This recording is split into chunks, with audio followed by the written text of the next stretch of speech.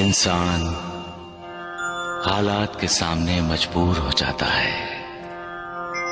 कभी अपनों के सामने तो कभी परायों के सामने। इंसान को मजबूर देखकर कभी कभी मालिक भी मजबूर हो जाता है, क्योंकि जो कुछ भी होना है प्रारब्ध के अनुसार होना है, और मालिक की मजबूरी यह है कि वो प्रारब्ध में हस्तक्षेप नहीं कर सकता। जब कोई विश्वासघात करता है तो दिल फटता है, आंखें रोती हैं। पूरे संसार से ही नहीं, मालिक से भी विश्वास में दरारें पड़ जाती हैं। लेकिन मालिक पर अपने विश्वास को कभी डोलने मत दो। हालात कितने भी बुरे क्यों ना हो, मालिक का साथ होगा तो सारी मुश्किलें हल हो जाएंगी। राजा हरिश्चंद्र की मिसाल तो सबके सामने है। राजपाट, धन दौलत, राजमहल सब छिन गया। यहां तक कि उसकी बीवी और बच्चा भी उससे अलग हो गए। फिर भी राजा हरिश्चंद्र का विश्वास नहीं डगमगाया, कभी सच्चाई का साथ नहीं छोड़ा। सच क्या है? सच कौन है? सच ईश्वर है, सच भगवान है, सच मालिक है।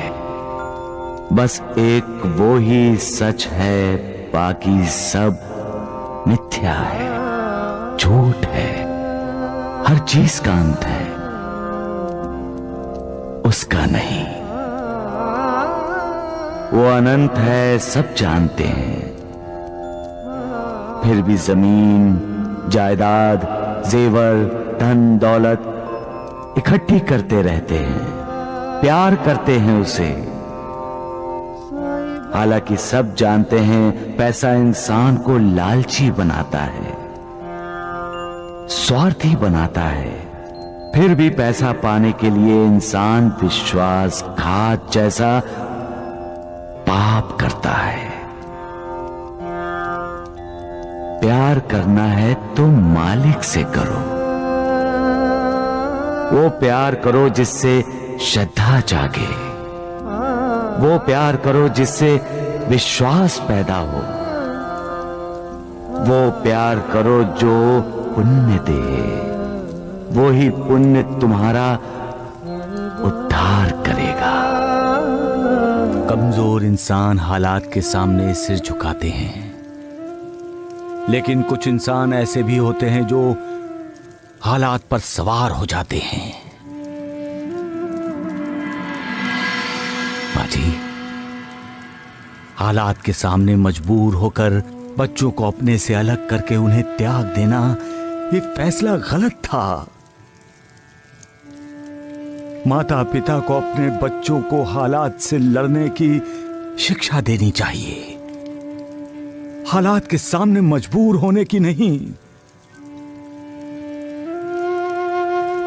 हालात के सामने मजबूर हो जाना ही पलायन है। ये सोच ही इंसान में निराशा को जगाती है। आपके बेटे और बहू ने बच्चों को त्याग देने का फैसला लेकर अपने बच्चों को कौन से संस्कार दिए मां जी? मां जी, हर इंसान की जिंदगी में बुरे दिन आते हैं। जिंदगी बसंत बहार नहीं है। यहां रोशनी है तो साथ में अंधेरा भी, यहां उदय भी है और यहां अस्त भी। यहां दुख भी होते हैं और सुख भी।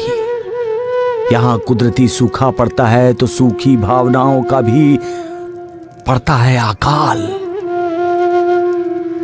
माझी अकाल पड़ना एक कुदरती व्यवस्था है। जो इन सब का सामना करता है, मालिक उसका साथ देता है। जो हालात को मात देने की कोशिश करता है, मालिक की कृपा उसी को ही मिलती है। उसको नहीं माजी जो हालात से भागता है। हालात के लिए मालिक को दोष देता है, मालिक की कृपा उसको नहीं मिलती है माजी। जो इंसान अपने आप को नहीं ढूंढता, वो दूसरों को कैसे ढूंढ पाएगा? जो अपने आप को नहीं ढूंढ सकता, यानी अपने आप को जानना, अपने अंदर की आत्मा का दर्शन करना, अपने अंदर ज्ञान का जो प्रकाश है उससे अपना जीवन प्रकाशित करना। जब अपना जीवन प्रकाशित हो जाए तब दूसरों की खोज आसानी से की जा सकती है। कोई मिसाल दे सकते हो तुम? एक तपस्वी साधु का शिष्य था। कई वर्ष कोशिश करने के बाद भी वो ध्यान नहीं लगा सका। आखिर वो अपने गुरुदेव यानी उस तपस्वी साधु के पास गया। बोला, इतने वर्षों से मैं ध्यान लगाने की कोशिश कर रहा हूं, लेकिन ध्यान लग ही नहीं रहा। तो फिर तपस्वी साधु ने क्या कहा? साधु ने कहा, तुम इस देश के राजा के पास जाओ, ध्यान कैसे लगाया जाता है वो तुम्हें शिक्षा देंगे। एक राजा? हाँ गुरुदेव। वो राजा के पास गया और जाकर उसने देखा कि राजा तो मदिरा और मदिराक्ष में डूबा हुआ है। हाँ गुरुदेव, ऐसा ही हुआ। नर्तकी का नृत्य देखने वाले राजा को देखकर शिष्य लौटने लगा। तो राजा ने उसे रोका, और जब उसे ये पता चला कि शिष्य को साधु ने भेजा है, तो उसने शिष्य को कहा कि अब आए हो तो हमें आतिथ्य सत्कार का अवसर दो, यही? बिल्कुल ऐसा ही हुआ गुरुदेव। आराम शिष्य ने कभी देखा नहीं था। उसे देखने को मिला, उसे अनुभव करने को मिला, और रात के भोजन के बाद जब उसे भव्य और ऐश्वर्य संपन्न शयन कक्ष में सोने को मिला, तो वो जी भर के सोया होगा, और क्या? नहीं गुरुदेव, शिष्य एक पल के लिए भी नहीं सो सका। क्यों?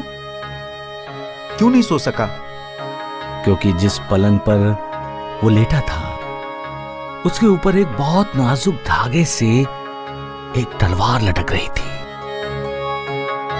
ऐसा लगता था किसी भी वक्त धागा टूटेगा और तलवार सीधी उसके सीने में घुस जाएगी। कहानी का ये मोड़ अच्छा है साईं।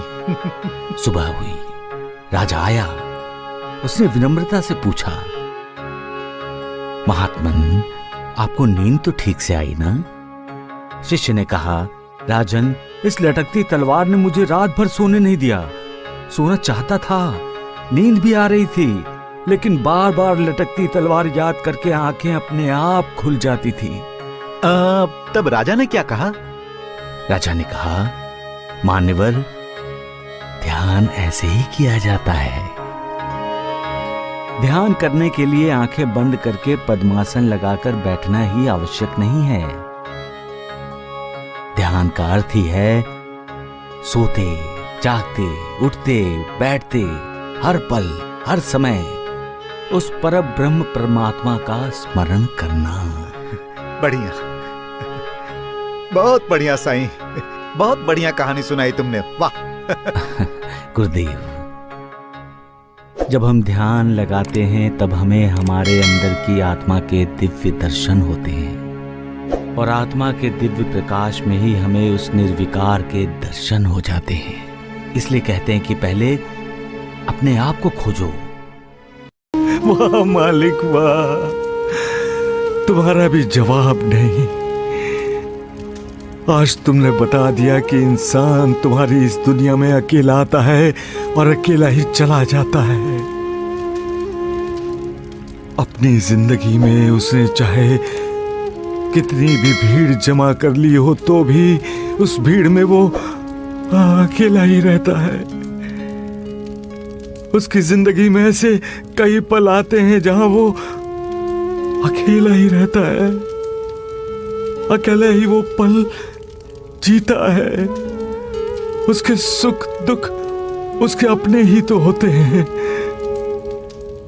उसके सगे संबंधी दोस्त उसके साथ मिलकर उसका दुख हल्का करना चाहते हैं, लेकिन इंसान को अपने दुख की तीव्रता को अकेला ही झेलना पड़ता है। वो अपने सुख में दूसरों को शामिल कर लेता है, परंतु उसको खुद को जो खुशी मिलती है वो उसके अकेले की खुशी होती है। अकेलेपन से डरने वाला तुम्हारा इंसान जिंदगी में ही अकेला हो जाता है। तुम इंसान को इशारा करते हो कि किसी माया किसी मोह में मत फंसो, कोई लाभ नहीं, क्योंकि सब कुछ यहीं छोड़ जाना है। सबका